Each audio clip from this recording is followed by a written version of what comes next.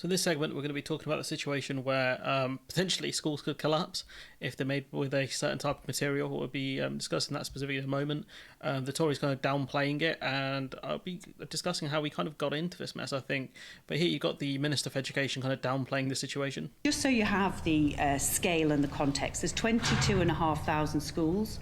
We're talking about 156. So most parents should not be worried about this at all. We've been having... I mean, if you told the parents which schools are in danger, then maybe they'd be less worried. But given the fact that you've put a randomizer and saying, well, it could be your kid, I mean, it's not really that smart, is it? If you told the parents which schools are in trouble, you wouldn't be in this mess.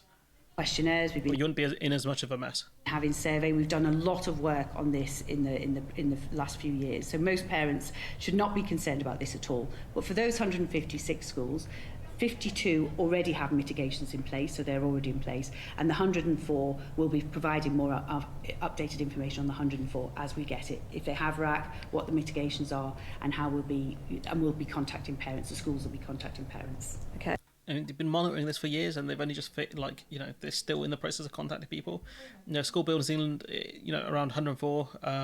There's not much more in terms of specifics. It's not just schools; it's hospitals as well. The type of concrete is forced enclosures in Rainford Autoclave. It's known as RAAC. It's the same type of concrete that's been found in some hospitals that have been deemed unsafe, prompting Steve Barclay to fast-track them into the government's hospital building programme. I think are they going to be classed these as more new hospitals? I don't know. But, if we look at the specific material they do talk about at the bottom, this is by Lauren Russell, saying reinforced autoclaved aerated concrete. It's just a really weird thing to say. Handily shortened to RAAC, is essentially a lightweight form of concrete. It was used to build roofs between the 1950s until the 1990s, according to the government, but...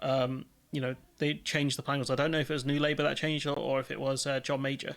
In comparison to traditional concrete, the RAAC is weaker, is made in factories using finite aggregate with chemicals. It's not too important the specifics here, but the point is that it's meant to be a lighter weight concrete, which I guess that would be the allure of it, that it's kind of cheaper and it's not as heavy to put in. But there are massive structural problems with it. In 2019, so they've known about this since before COVID, really, the Standing Committee on Structural Safety highlighted the significant risk of failure of RAAC planks. 3 years later, in 2022, the Office of Government Property sent a safety briefing notice to all property leaders saying that RAAC is now life expired and liable to collapse. So, it's very clear. They've known about this at least since last year.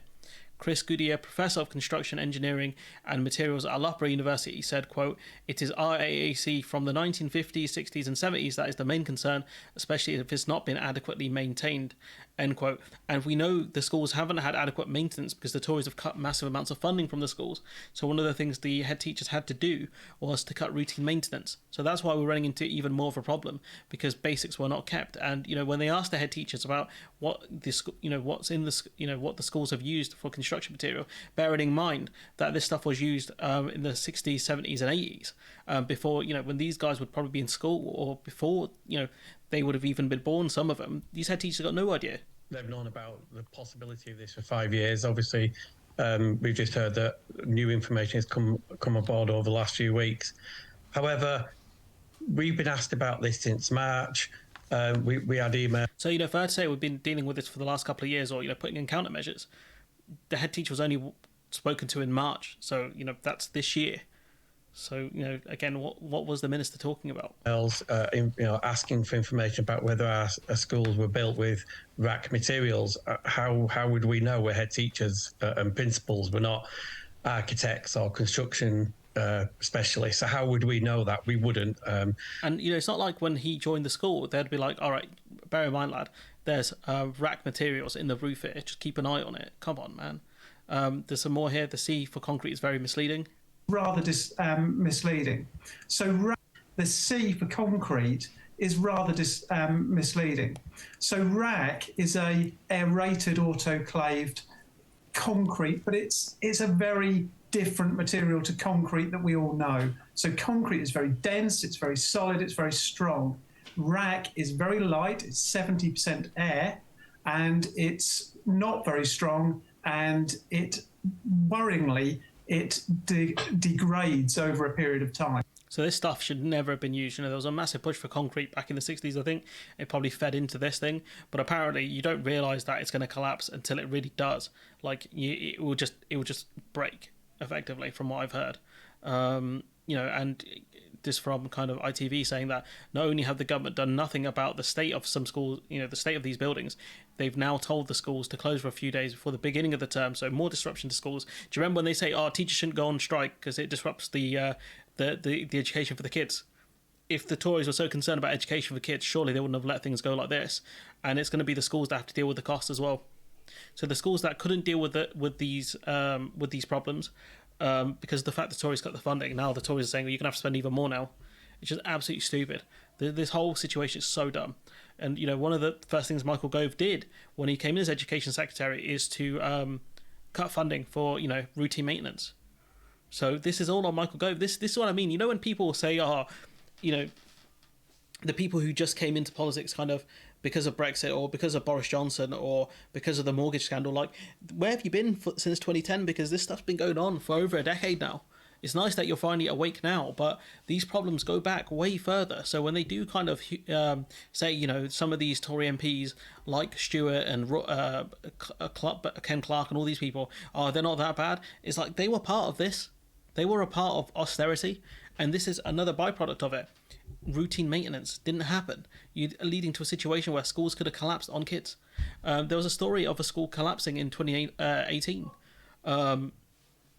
A roof had collapsed. So this stuff's been boiling on for a while. There's 2 Welsh hospitals with that aerated concrete identified. So this is such a wide-ranging problem because they use this in so many different buildings, probably because they thought it was a cheap solution. And the question is, what are they going to do about it? Because it's going to cost a lot of money to fix. Meg Hillier, a Labour MP, says hospitals are working around the problem of RAC rather than trying to fix it because they don't have the money to fix it. They don't have the money to do basic functions. Forget fixing roofing problems and construction issues. Labour is calling for an urgent audit of the concrete in public buildings with some hospitals and courts known to use to contain the material. So it goes to probably every public sector building, schools, hospitals, courts, all of them. This is just nuts. Absolutely nuts. And the fact is, I don't want to put this on Labour because it's not really their fault in the sense, but they are going to have to borrow money to fix these problems. You can't say, we're going to grow the economy and then use that money to fix it. You are going to have to borrow the money, and this is a perfect opportunity for you guys to explain to people how the government can borrow to invest, because at the end of the day, the last thing any parent wants is for their kid to be at risk of a bloody school roof collapsing in on them. This whole situation is just madness. So this is at least an opportunity for them to do something about that and actually have to explain, this is where tax money should be going to, basic maintenance of buildings at least, and why this stuff is important and why the Tories kind of completely decimate everything. You've got head teachers in a situation where, forget doing their normal duties, they have to find ways to keep classrooms open or find new classrooms for kids. Many of the 100 or so affected schools are busy rejigging timetables, seeking alternative classrooms and trying to hire temporary toilets. The head teachers are trying to figure this stuff out because the government is offering them very little help.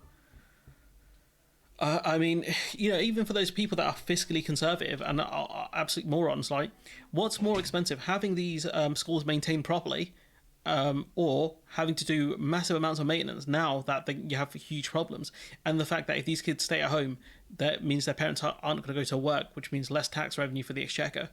Genuinely, I don't get how these people's brains actually function. For Michael Gove to have done this as well, what a brain dead moron. Honestly, basic maintenance of buildings is so important. If you have a building with a leak, if you do not get that leak checked out, you could have an absolute disaster on your hands. Your house could flood. You could have massive structural damage. It's common sense for most people. If you have a problem in your house, you want to get it checked out, because if you don't, it could cause you massive problems. But instead, the Tories were like, that's not my problem, bro. Get the schools deal with it. But we're going to cut their funding massively. A lot of this is on that David Cameron austerity government. Genuinely, I put a lot of the blame on them, of this on them, because this is one of the things they want to do, to shrink the state, and they did it. And this is a situation of shrinking the state when you don't do basic maintenance on buildings. And David Cameron got off very, very lightly for what he has done to this country. Genuinely. So for those people who have just come into politics now, a lot of the problems this country faces goes back to that 2010 coalition government. It's one of the reasons why I really dislike the Lib Dems. Genuinely. This is a byproduct of it. For those people who don't get it and want to kind of what's it called? Not reinvigorate, but kind of launder the image of that coalition government. This is a byproduct of what they have done. We should never forget that. This is a byproduct of austerity. And if people aren't annoyed about it, then, that's on them. Here we go. It looks like an interesting video. So this is reinforced, autoclaved, aerated concrete, which, to put another way, looks a bit like a certain type of chocolate bar. Very, very small Aero chocolate bar? holes that is designed to be light, easy to mould, and was extremely popular in public building projects after the war. So you can see why it'd be in roofs, because it's easy to put in. But there's, we now know, a major problem with this stuff, and it's this. It can crumble, just like that. Now, experts say another problem is that these little holes allow the water to get into the concrete, and any rebar, this sort of stuff, reinforced steel that's holding a building together, can easily decay. It's also very hard to spot that decay with this type of concrete. And that's really at the heart of what the problem schools are dealing with right now is. So it's kind of like you can't see the decay until the thing collapses, I guess, which is quite interesting. So this is cool. I like these kind of tutorials, these kind of videos. But, you can see, based on what he's saying here, is it will just continuously decay and it will break, and it's very hard to know without really opening it up.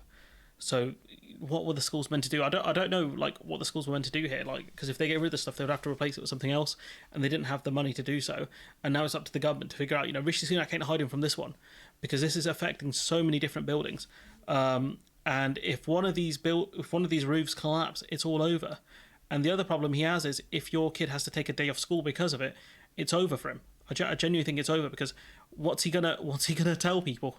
Like, people expect the basic services to function, like schools. If your kid has to take a day off school because of a strike, people get mad about that. Imagine if your kid has to take a few days off school because the roof might collapse. How do you think people are going to react to that? If Labour and the Lib Dems and the Greens and whoever else do not run with, even the SNP, if they do not run with this, I don't think it would affect Scotland too much, actually.